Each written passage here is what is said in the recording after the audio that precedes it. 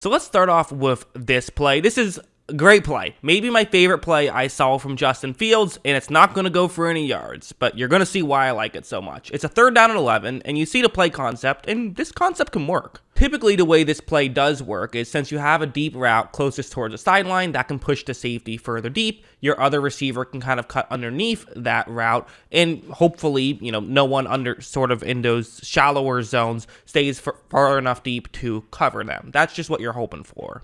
However, right when this play begins, down the field, you clearly see that Cleveland is picking this up nicely. I mean, they don't even have a safety in on this play yet, but the other two guys are doing a great job at picking this up. This probably isn't going to go for a first down. It seems like a very small chance it does go for a first down. Fields is on this read, and, this is the thing about Fields that I've always liked about him is that he does a great job with those pre-snap reads. Some people criticize him. I've criticized him as well. It's a fair criticism at times that he will hold on to that first read for too long, but a big part of why he does it is because he's typically very good at those first reads, and typically those reads get open. The issue with Fields' decision making typically comes post-snap when that first read goes wrong. That's where issues can arise. That's where he can make some throws he shouldn't make. That's when he can try to run through guys he shouldn't try to run through. All of that not so great stuff. It's why I compared him to Carson Wentz coming out of college, because he has all that, good athleticism, but sometimes some of that, you got to just throw the ball away. Well, guess what he's going to do here? He's going to throw the ball away. I mean, yes, perfect. Exactly what I want to see from you, Justin Fields. Again, not that you need, to take my advice. You clearly, you're in the NFL. I'm not. Clearly, you know what you're doing. But just, the point is, this is exactly what I wanted to see from him. I did have some critiques about him coming out of college. I had some critiques about him coming out of, his first season. But this is one of those critiques. And this preseason, he's done a much better job at just not going crazy with these, when plays don't work, just accept that they don't work. There's also this play, which I have to say, I think this is exactly what Fields brings to the table. This is my favorite thing about Fields is his athleticism. I think that this is just such a big advantage because guys just have to pay extra attention to you, and when you can get that extra attention, it can just set other things up. We've seen time and time again some quarterbacks who maybe don't have the best arms still be successful if they can, navigate through the pocket and scramble and that kind of stuff, and Fields has incredible arm talent on top of it. But anyways, it's zone coverage, and typically in zone coverage, running with the football isn't so much an option for a quarterback because, you have 7 players who are looking at you essentially. I guess technically you have 11 players looking at you because the defensive linemen are trying to get to you, and then everyone in coverage is going to be paying attention to you. Anyways, look at how when this play begins, Justin Fields steps back, doesn't love what he sees down the field. Again, I can never tell with the broadcast footage, is that stuff actually open or not? All I have is what you have. We have the same stuff here. But what we do know is that there is a clear lane for him to run. And we saw that the linebackers got pushed very far deep with the routes that went in that direction. There's a clear gap that he can run through if he wants to. In Fields, I think it's the right read to run with the football. I kind of view running with the football as it's almost like you're the 6th wide receiver. And if it makes more sense for you to have the ball, then give yourself the ball. And that's what he's going to do. He's going to simply scramble up. He even fakes a throw, which always works. It helps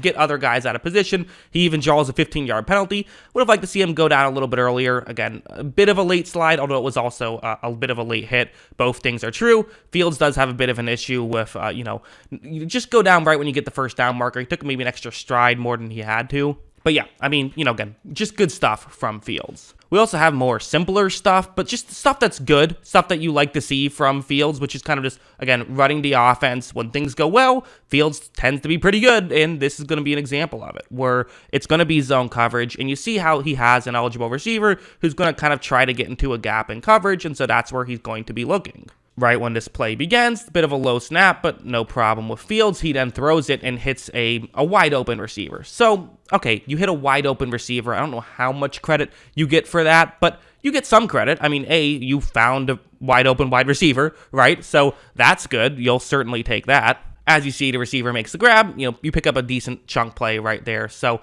just good stuff from Justin Fields. Again, when he's in a good situation, things tend to go pretty well for him, so that's definitely something that you like to see about him. Also, this play, which is going to be kind of more of the same, I would say it's a concept that can work. So it's cover 3 zone, and you have a route that kind of fakes it though it's going over the middle, and you see how the only player that can really cover that route is going to be the corner, who is currently closest towards the top of the screen, so kind of the top right-hand corner of the screen, or the deep left-hand corner of where the offense is looking. So that's how this works. But since there's a fake over the middle, and then he's going to go back to the other side, that's what you're hoping for here.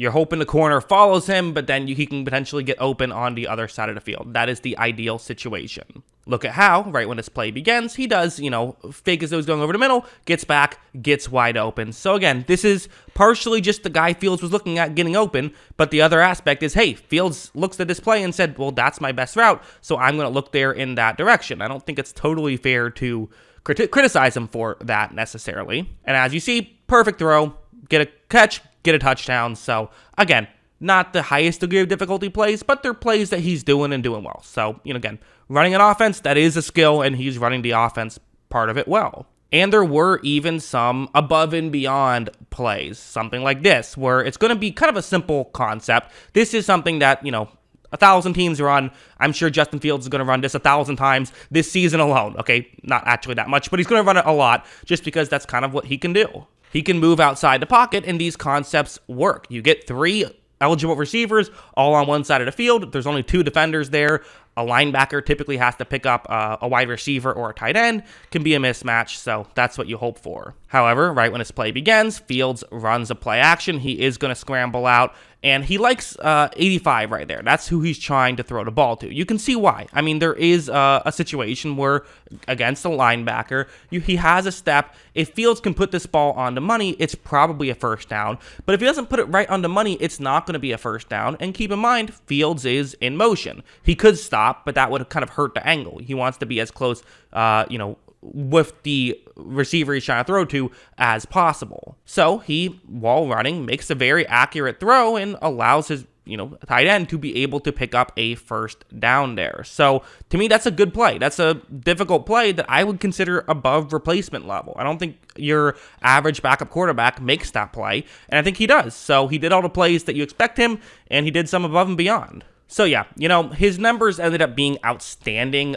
14 for 16, 156 yards, 3 touchdowns, no interceptions. It did feel like he was in a bit of an easy situation. It did. It's not like he's going to go out there and do that against a tough level of competition, but that should be obvious, right? You're pretty much never going to have 10 yards per attempt practically, 3 touchdowns, no interceptions without it being a relatively easy situation.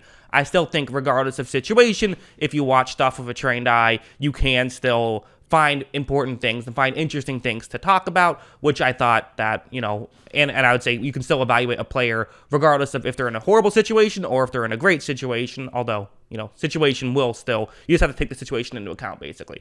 So yeah, I thought he played well. I thought he played really well. What did you guys think? Let me know in the comments below. Always love hearing from you. And of course, as always, thanks for watching.